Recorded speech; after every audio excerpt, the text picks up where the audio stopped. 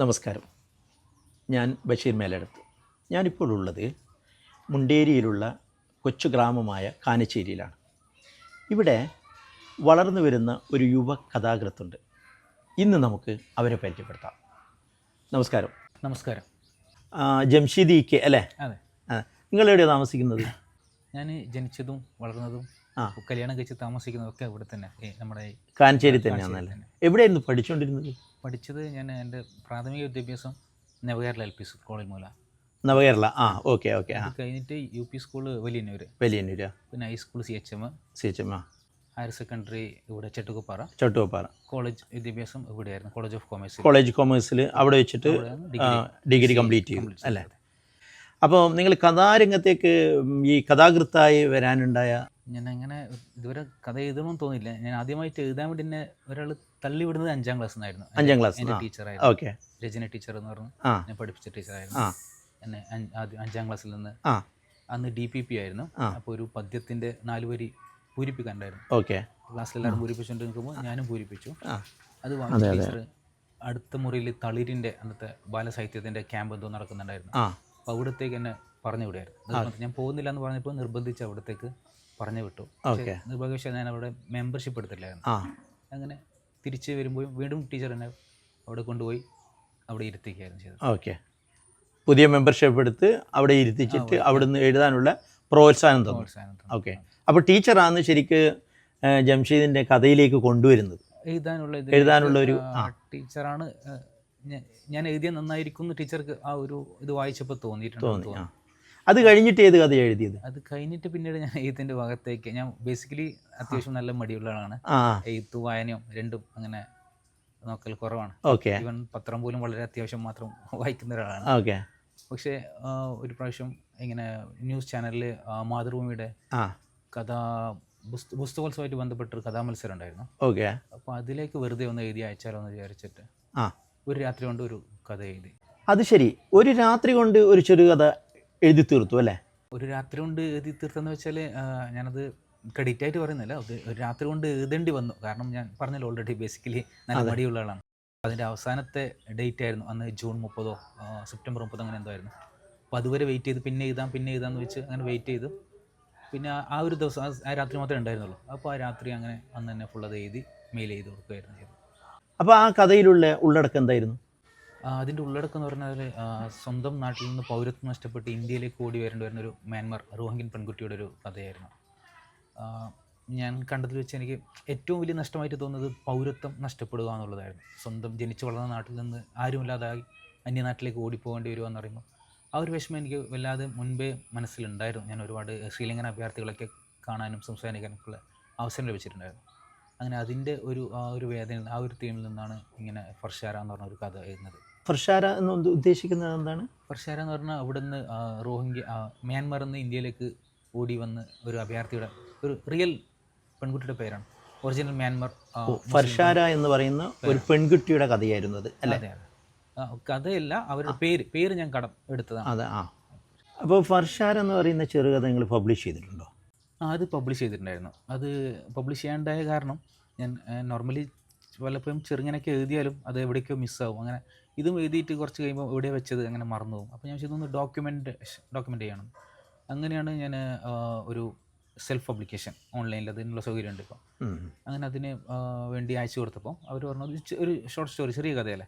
അവർ പറഞ്ഞു 16 പേജുകളിൽ, ഇത് 16 പേജ് ഉണ്ടായിരുന്നുള്ളൂ, മിനിമം ഒരു 20 പേജ് വേണമെന്ന് പറഞ്ഞപ്പോൾ ആ സമയത്താണ് ദേശീയ പൗരത്വ രജിസ്ട്രേഷനും അതിൻ്റെ പ്രശ്നങ്ങളും ബഹളങ്ങളൊക്കെ നടക്കുന്നത്. അപ്പോൾ അതിൽ നിന്നൊരു ആഡ് ഇതിലേക്ക് അഡാപ്റ്റ് ചെയ്തിട്ട് ഇത് ക്ലബ് ചെയ്യിപ്പിച്ചിട്ട് ഇതും കൂടിയിട്ട് ഞാനൊരു കഥയാക്കി, ഒരു 20 പേജുള്ളൊരു കഥയാക്കിയിട്ട് പബ്ലിഷ് ചെയ്തിട്ടുണ്ടായിരുന്നു. അത് പബ്ലിഷ് ചെയ്തതിന് ശേഷം അത് വായിച്ചവരുടെ റെസ്പോൺസ് എന്തായിരുന്നു? നല്ല റെസ്പോൺസ് ആയിരുന്നു. എനിക്ക് നാട്ടിൽ നിന്ന് വളരെ നല്ല മികച്ച പ്രോത്സാഹനമായിരുന്നു കിട്ടിയത്. ഒരിക്കലും ഞാൻ പ്രതീക്ഷിച്ചതിലും അപ്പുറം. ഞാൻ ഒരിക്കലും ഒരു എഴുത്തുകാരനെന്ന് ആകണമെന്ന് ആഗ്രഹിച്ച് ഈ മേഖലയിലേക്ക് വന്നില്ല. ഒരു മത്സരത്തിന് വേണ്ടി എഴുതി, അത് നഷ്ടപ്പെടാതിരിക്കാൻ വേണ്ടി അത് പബ്ലിഷ് ചെയ്തു. അത് വായിക്കാൻ കൊടുത്തു. ഇത് കയ്യിൽ കിട്ടിയപ്പോൾ അത് വായിക്കാൻ കൊടുത്തു. അത് വായിച്ചതിന് ശേഷം അതിനുശേഷം നല്ല ഭയങ്കരമായ സപ്പോർട്ടായിരുന്നു നാട്ടിൽ നിന്നുണ്ടായത്. ഒരു യുവജന പ്രസ്ഥാനത്തിൻ്റെ പരിസ്ഥിതിയോടനുബന്ധിച്ചിട്ട് ഒരു മരം നടൽ പരിപാടിയാണ്. അപ്പോൾ അത് വന്നൊന്ന് ഉദ്ഘാടനം ചെയ്യാൻ പറ്റുമോ? ഞാൻ ശരിക്കും വളരെ ആശ്ചര്യപ്പെട്ടു പോയി. അതെ. ചെറിയൊരു പുസ്തകം, ഒരു കഥ ഇതിൻ്റെ പേരിൽ വിളിക്കുക എന്നൊക്കെ പറഞ്ഞപ്പോൾ ഞാൻ സ്നേഹപൂർവ്വം 2-3 പ്രാവശ്യം നിരസിച്ചു. പിന്നെ അവർ നിർബന്ധിച്ചപ്പോൾ അവിടെ പോയി. അതിൽ പങ്കെടുത്തതിന് ശേഷം വീണ്ടും മാറ്റങ്ങളുണ്ടായിരുന്നു. യാത്ര അങ്ങനെ അവിടെ നിന്ന് സ്റ്റാർട്ട് ചെയ്യായിരുന്നു. തീർച്ചയായിട്ടും. അവിടെ അതിൽ പങ്കെടുത്ത ഒരാൾ എനിക്ക് ഒരു കഥാ ക്യാമ്പിൻ്റെ, സംസ്ഥാന തലത്തിലുള്ള കഥാ ക്യാമ്പിൻ്റെ ഒരു നടത്തിപ്പിൻ്റെ ഒരു അഡ്രസ്സ് അയച്ചിരിക്കും. ഞാൻ അതിലേക്ക് ഈ കഥയും വേറൊരു കഥയും ചേർത്ത് അയക്കും, അത് സെലക്ട് ചെയ്യും. അങ്ങനെ ഞാൻ എറണാകുളം തട്ടേക്കാട് നടക്കുന്ന സംസ്ഥാന യുവജനക്ഷേമ ബോർഡിൻ്റെ തട്ടകം ക്യാമ്പിലേക്ക് പോകും. അവിടെ നിന്നാണ് എനിക്ക് ഒരുപാട് സൗഹൃദങ്ങളും ഒരുപാട് എഴുത്തുകാരൊക്കെ ആയിട്ട് പരിചയപ്പെടാൻ പറ്റിയത്. ഓക്കെ. ജംഷീദ് ഇപ്പോൾ പറഞ്ഞില്ലേ പല മാറ്റങ്ങളുണ്ടായിരുന്നു. ഏതെല്ലാം തരത്തിലുള്ള മാറ്റങ്ങളുണ്ടായിരുന്നത്? നാട്ടിലൊരു കൂട്ടായ്മ ഉണ്ടായിരുന്നു, പേന സർഗവേദി എന്ന് പറഞ്ഞിട്ട് ഒരു പേന സർഗവേദി. ഓക്കെ. അവർ കൊറോണ കാലത്ത് ഒരു കലാസൃഷ്ടി മത്സരം സംഘടിപ്പിച്ചിട്ടുണ്ടായിരുന്നു. ഓക്കെ. അപ്പോൾ അതിൽ ഞാൻ കഥ എഴുതി, അതിൽ പങ്കെടുക്കണം എന്ന് പറഞ്ഞിട്ട് എന്നെ വിളിക്കുകയും എൻ്റെ നമ്പർ കണ്ടെത്തി എന്നെ വിളിക്കുകയും, ഈ വിളിക്കുന്ന ആൾക്കാരൊന്നും എനിക്ക് അറിയില്ലായിരുന്നു. അപ്പോൾ അവർക്ക് ഇവിടെ നിന്നാണ് എൻ്റെ നമ്പർ കിട്ടി ഞാൻ എഴുതുന്ന അവർക്ക് എങ്ങനെ അറിയാമെന്നുള്ള. അപ്പോൾ നാട്ടിലുള്ള ആ ഒരു ഇങ്ങനെ ഈ മേഖലയെ അറിയുന്ന ആൾക്കാർ അല്ലെങ്കിൽ ഈ മേഖലയെ സ്നേഹിക്കുന്ന ആൾക്കാർ തമ്മിലുള്ള ഒരു കണക്ഷൻ ഉണ്ടെന്നും തീർച്ചയായിട്ടും അവർക്കിടയിൽ ഒരു കൂട്ടായ്മ ഉണ്ടെന്നും ഞാൻ മനസ്സിലാക്കിയത് അപ്പോഴാണ്. അപ്പോൾ അങ്ങനെ അവർ പറഞ്ഞപ്പോൾ ഞാൻ അതിൽ എഴുതി, കഥ എഴുതി. അതിന് സമ്മാനം കിട്ടിയിട്ടുണ്ടായിരുന്നു. അൻപ് എന്ന് പറഞ്ഞൊരു കഥയായിരുന്നു എഴുതിയത്. അൻപ് തമിഴ് വേർഡാണ്, മലയാളത്തിലും സ്നേഹം എന്നുള്ള ഒരു വേർഡാണ്. അപ്പോൾ ആ കഥ എഴുതി അതിന് സമ്മാനം കിട്ടിയിട്ടുണ്ടായിരുന്നു. പിന്നീട് ഈ യുവജനക്ഷേമ ബോർഡിൻ്റെ അതിന് 2 കഥ അയക്കണമായിരുന്നു.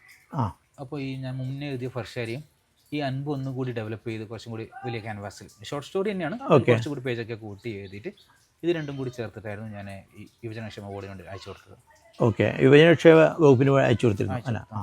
അവരുടെ തട്ടകം എന്ന് പറഞ്ഞ ഒരു ക്യാമ്പ്, അതായത് കേരള ക്യാമ്പായിരുന്നു. അപ്പോൾ ഈ വളർന്നു വരുന്ന സാഹിത്യകാരന്മാരെ കണ്ടെത്തി അവർക്ക് വേണ്ടുന്ന പ്രോത്സാഹനം കൊടുക്കാൻ വേണ്ടി ഗവൺമെൻറ് ഇനിഷ്യേറ്റീവ് എടുത്ത് ചെയ്യുന്നൊരു പ്രോഗ്രാമാണ്. അങ്ങനെ ഈ കഥ അയച്ചു കൊടുക്കുമ്പോൾ ഒരിക്കലും എനിക്കൊരു പ്രതീക്ഷ ഒന്നും ഉണ്ടായിരുന്നില്ല. വെറുതെ ഞാൻ പറഞ്ഞില്ല ഈ ഒരു യുവജനക്ഷേമ ഒരു യുവജന പ്രസ്ഥാനത്തിൻ്റെ അവിടെ നിന്ന് പരിചയപ്പെട്ട ആൾക്കാർ നിർബന്ധിക്കുകയും അങ്ങനെ ഞാൻ വെറുതെ ഒരു പ്രതീക്ഷയില്ലാതെ അയച്ചു കൊടുക്കുകയായിരുന്നു. അതിൽ സെലക്ഷൻ കിട്ടുകയും തട്ടേക്കാട് വെച്ച് നടന്ന ക്യാമ്പിൽ 4 ദിവസത്തെ ക്യാമ്പ് ഉണ്ടായിരുന്നു. അതിൽ പങ്കെടുക്കുകയും ഒരുപാട് പേരെ പരിചയപ്പെടാനുള്ള അവസരങ്ങളൊക്കെ അവിടെ നിന്നാണ് ലഭിച്ചത്. ഇതിനെ വളരെ ഗൗരവമായിട്ട് കാണുന്ന ഒരുപാട് ആൾക്കാരുണ്ടെന്നും അവരൊക്കെ ഇതിനെ വല്ലാതെ സ്നേഹത്തോടെയും ഒരു എന്താ പറയുക അത്രയും തീവ്രമായിട്ടാണ് അതിനോട് സമീപിക്കുന്നതെന്നൊക്കെ ഞാൻ അവിടെ നിന്ന് മനസ്സിലായി. എഴുത്തുകാർക്ക് എത്രത്തോളം പ്രാധാന്യം കൊടുക്കുന്നുണ്ട് എന്നുള്ളത് നിങ്ങൾക്ക് അവിടെ ക്യാമ്പിൽ എത്തിയപ്പോഴാണ് മനസ്സിലായതല്ലേ? എഴുത്ത് സമൂഹത്തിൽ നിലനിർത്തണമെന്ന് ഒരുപാട് പേര് എന്താ പറയുക ആഗ്രഹിക്കുന്നുണ്ട്. സംസ്ഥാന സർക്കാരുകളായാലും തീർച്ചയായും ഒരുപാട് പബ്ലിക് നിന്നായാലും ഇതിൽ നിന്നായാലും സ്വകാര്യ മേഖലയിൽ നിന്ന് എല്ലാത്തിനും ഇത്രയും പ്രോത്സാഹനങ്ങളും ക്യാമ്പുകളൊക്കെ നടക്കുന്നുണ്ട്. അപ്പോൾ ഞാൻ ആദ്യമായിട്ട് ഇങ്ങനെ സാഹിത്യ ക്യാമ്പ് ഉണ്ടെന്ന് പോലും അന്നാണ് ഞാൻ അറിഞ്ഞത്. അപ്പോൾ അവിടെ എത്തിയപ്പം ഇതിനെ വളരെ ലാഘവത്തോടെ കാണുന്ന ഒരാൾ ഞാൻ മാത്രമേ ഉണ്ടായിരുന്നുള്ളൂ. ബാക്കി എല്ലാവരും വളരെ സീരിയസ് ആയിട്ട് അത്രയും തീവ്രമായിട്ട് ആഗ്രഹിച്ച് എഴുതുന്നവരും ഇതിനെ വളരെ സീരിയസ് ആയി സമീപിക്കുന്ന ആൾക്കാരായിരുന്നു. അതിൻ്റെ അറിവ് അവർക്കുണ്ടായിരുന്നു. അത്രയും വായിക്കുന്ന ആൾക്കാരും, അതായത് വേൾഡ് ക്ലാസിക് മുതൽ ഇന്നലെ ഇറങ്ങിയ പുസ്തകം വരെ വായിക്കുന്ന ആൾക്കാരും, വായിച്ച് അതിൻ്റെ റിവ്യൂ ചെയ്യുന്ന ആൾക്കാരും ആ കൂട്ടത്തിലുണ്ടായിരുന്നു. അപ്പോൾ എനിക്ക് അവിടെ എത്തിയ കേരളത്തിലെ പല ഉന്നതരായ എഴുത്തുകാരെ പോലും എനിക്ക് മനസ്സിലാക്കാൻ പറ്റിയില്ല. കാരണം ഞാൻ വായന ഇല്ലാത്തതുകൊണ്ട് എനിക്ക് മനസ്സിലാക്കാൻ പറ്റിയില്ല. അവരുടെ കൂടെ എൻ്റെ സഹ ക്യാമ്പിലുള്ള ആൾക്കാർ പോയി ഫോട്ടോ എടുക്കുമ്പോൾ ഇവരാരായിരുന്നു ഞാൻ ദൂരെ നോക്കുമായിരുന്നു. എനിക്കറിയില്ല അവരായിരുന്നു, കാരണം ഞാൻ വായിക്കാറില്ലായിരുന്നു. അപ്പോൾ വായിക്കാതിരുന്നത് ഒരു വലിയൊരു തെറ്റാണെന്നുള്ളതും വായന തീർച്ചയായും ഉണ്ടാവേണ്ടതാണെന്നുള്ളത് അവിടെ നിന്ന് എനിക്ക് മനസ്സിലായി. ഇപ്പോഴത്തെ തലമുറക്കും തീരെ ഇല്ലാതായി പോയ ഒരു കാര്യമാണ് വായനശീലം നിർബന്ധമായും എല്ലാവർക്കും വേണം എന്നുള്ളതാണ് ജംഷീദിൽ നിന്ന് എനിക്ക് മനസ്സിലാക്കാൻ പറ്റിയത്. വായിക്കുന്തോറും വളരുന്നു പറഞ്ഞില്ലേ? അതെ നമുക്ക് ഒരുപാട് അറിവ് ആർജിക്കാൻ പറ്റും. അത് നമ്മൾ തീർച്ചയായിട്ടും നമ്മൾ ഇന്നത്തെ ഒരു നമ്മുടെ ജീവിതശൈലി പോലെ തന്നെ കൊണ്ടുപോകേണ്ട ഒരു കാര്യമാണ് വായന എന്നുള്ളത്. പേന സർഗവേദിക്ക് വേണ്ടി അൻപ് എന്ന് പറഞ്ഞൊരു കഥ എഴുതിയിട്ടുണ്ടായി. ആ കഥയ്ക്ക് ഈ അൻപ് എന്ന് പേരിടാനുള്ള കാരണം എന്നാ? അൻപ് എന്ന് പറയുന്നത് ഒരു തമിഴ് വേർഡാണ്. സ്നേഹം എന്നതിൻ്റെ അർത്ഥം. എനിക്ക് തമിഴ് ഭാഷ വളരെ ഇഷ്ടമാണ്. തമിഴും ഉറുദുവും ഭയങ്കര ഇഷ്ടമാണ്. അപ്പോൾ അതിൽ നിന്നൊരു വേർഡ് എടുത്തിട്ട് ഇടാന്നുള്ളത് മാത്രമല്ല, എൻ്റെ കഥയിലൊരു ഫ്രേസ് വരുന്നുണ്ടായിരുന്നു. അതായത് അവസാനത്തെ ഡയലോഗ് അത് അവസാനിക്കുന്നത് ഇങ്ങനെയായിരുന്നു: നിങ്ങൾ അറിവ് നേടിയവർ അൻപ് തീണ്ടാത്തവർ. അപ്പോൾ ആ ഒരു ഫ്രേസ് മാച്ച് ആകാൻ വേണ്ടി അങ്ങനെ ഇട്ടതാണ് ആ ഒരു പേര്. പിന്നെ ആ കഥയുമായിട്ട് അതിനൊരു ബന്ധമുണ്ട്. അൻപ് എന്താണ്, സ്നേഹം എന്താണെന്നുള്ളത്. അത് കൊറോണ കാലത്തെ ഒരു രചന ആയതുകൊണ്ട് തന്നെ മനുഷ്യന് പ്രകൃതിയോട് വേണ്ടുന്ന സ്നേഹം അതായിരുന്നു തീം. മനുഷ്യൻ പ്രകൃതിയിൽ നടത്തിയ കൈകടത്തലുകളും അതിൻ്റെ ദുരന്ത ഫലങ്ങളൊക്കെ ആ കഥയിൽ ചെറുങ്ങനെ വരുന്നുണ്ടായിരുന്നു. അപ്പോൾ അതുകൊണ്ട് തന്നെയാണ് ആ മനുഷ്യന് നമുക്ക് എല്ലാവർക്കും പ്രകൃതിയോടൊരു സ്നേഹമാണെന്ന് നമ്മുടെ ഉത്തരവാദിത്തമാണെന്നുള്ളൊരു ചെറിയൊരു മെസ്സേജ് അതിലുണ്ടായിരുന്നു. അതുകൊണ്ടാണ് അതിൽ അങ്ങനെ എഴുതിയത്. ഈ ചെറിയൊരു യാത്രയിൽ ജംഷീദിന് മറക്കാൻ പറ്റാത്ത എന്തെങ്കിലും അനുഭവം ഉണ്ടായിട്ടുണ്ടോ? മറക്കാൻ പറ്റാത്തതെന്ന് ചോദിക്കുന്നതിനെക്കാട്ടിയും കൂടുതൽ ഓർക്കാൻ സുഖമുള്ള കുറച്ച് ഓർമ്മകൾ ഉണ്ടായിട്ടുണ്ടായിരുന്നു, കുറച്ച് അനുഭവങ്ങൾ ഉണ്ടായിട്ടുണ്ടായിരുന്നു. ഞാൻ ഈ തട്ടേക്കാട് തട്ടവം ക്യാമ്പിൽ നിന്ന് പരിചയപ്പെട്ട അവിടുന്ന് പിന്നെ നമ്മുടെ സാഹിത്യ ഗ്രൂപ്പും അങ്ങനെ അവിടുന്ന് ഒരുപാട് പേരെ, അതായത് ഇന്നത്തെ എഴുത്തുകാർ അല്ലെങ്കിൽ നാളെയുടെ എഴുത്തുകാർ, അതെ, നാളെ ഞാൻ എഴുത്ത് നിർത്തിയാലും അല്ലെങ്കിൽ ഞാൻ ഒന്നുമില്ലാതായാലും നാളത്തെ എഴുത്തുകാർ തീർച്ചയായും എൻ്റെ സുഹൃത്തുക്കളായിരിക്കും, വളർന്നു വരുന്ന എഴുത്തുകാർ. അതെ, അത് അതിൻ്റെ ലക്ഷണങ്ങളൊക്കെ കാണാൻ തുടങ്ങി.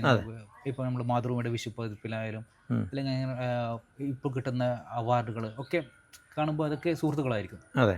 അപ്പോൾ അങ്ങനെ ഒരുപാട് സൗഹൃദങ്ങൾ അതാണ് ഏറ്റവും വലിയ എനിക്ക് കിട്ടിയ ഒരു ക്യാമ്പുകളിൽ നിന്ന് കിട്ടിയ ഏറ്റവും വലിയ സമ്പാദ്യം. തീർച്ചയായും. അപ്പോൾ അങ്ങനെ ഒരു സാഹിത്യ അക്കാദമിയുടെ ക്യാമ്പ്, കേരള സാഹിത്യ അക്കാദമിയുടെ ക്യാമ്പ് ഇങ്ങനെ കണ്ണൂർ വെച്ച് നടക്കുന്നുണ്ടെന്ന് ഒരു സുഹൃത്ത് അയച്ചു തരികയും ഞാനും ഈ മുൻപ് പറഞ്ഞ പോലെ തന്നെ ഒരു പ്രതീക്ഷയില്ലാതെ ഈ 2 കഥകൾ ഞാൻ പറഞ്ഞല്ലോ, ഞാൻ ഈ 2 ചെറുകഥകൾ മാത്രമേ എഴുതിയിട്ടുള്ളൂ. ഈ 2 കഥകൾ അയച്ചു കൊടുത്ത് ഞാൻ വിട്ടു. പിന്നീട് ഒരു അക്കാദമിയിൽ നിന്ന് കോൾ വരികയും നിങ്ങൾ സെലക്ട് ചെയ്തിട്ടുണ്ടെന്നും ഞാൻ ക്യാമ്പിന് എത്തണം എന്നും പറഞ്ഞു.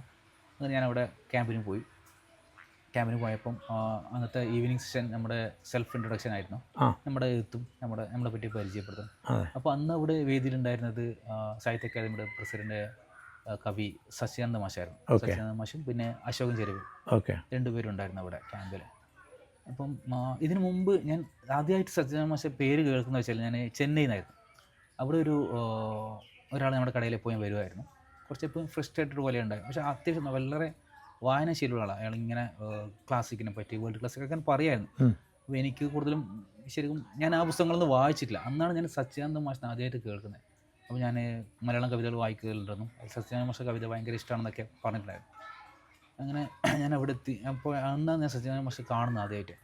അപ്പോൾ അവിടെ എത്തി ഞാൻ സെൽഫ് ഇൻട്രൊഡക്ഷൻ ഇങ്ങനെ ചെയ്യുമ്പോൾ ഇങ്ങനെ വേദിയിലേക്ക് നോക്കുമ്പോൾ എൻ്റെ പ്രസംഗം കേൾക്കുന്നത് സച്ചിദാനന്ദനും അശോകൻ ചെരുവിലും.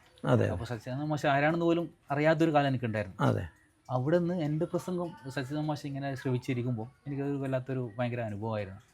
അപ്പോൾ അന്നാണ് ഞാൻ വായിക്കാത്തത് എത്രമാത്രം വലിയ മണ്ടത്തരാണെന്നുള്ളത് എനിക്ക് ശരിക്കും മനസ്സിലായി. അതായത് ചെന്നൈയിൽ ഒരു തമിഴൻ മലയാളിയെ സച്ചിദാനന്ദ മാഷിൻ്റെ കവിതകൾ, വിവർത്തനം ചെയ്ത കവിതകൾ വായിച്ചിട്ട് അതിനെ പുകയത്തുമ്പോൾ അതാരാണെന്ന് പോലും എനിക്കറിയില്ലായിരുന്നു.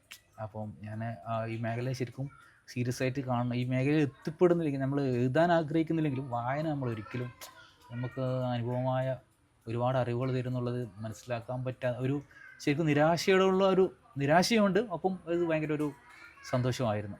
കാരണം സച്ചിദാനന്ദ മാഷ് എൻ്റെ പ്രസംഗം കേൾക്കുന്ന ഒരു ഫോട്ടോ ഉണ്ടായിരുന്നു. അപ്പോൾ ഭയങ്കര സന്തോഷമായിരുന്നു. നിലവിൽ എന്തെങ്കിലും കഥ എഴുതുന്നുണ്ടോ? എൻ്റെ കയ്യിൽ ഒരു 10 കഥയുടെ ടൈറ്റിലുണ്ട്, 10 കഥയുടെ കണ്ടൻറ്റും ഉണ്ട്, അതിൻ്റെ ഫ്രെയിമുണ്ട്, മനസ്സിൽ കഥ കംപ്ലീറ്റ് ആയിട്ടുണ്ട്. പക്ഷേ ഞാൻ നേരത്തെ പല പ്രാവശ്യം പറഞ്ഞ പോലെ മടി കാരണം ഒന്നിലേക്കും ഇറങ്ങിയിട്ടില്ല. അപ്പോൾ അത് ചെയ്യണം.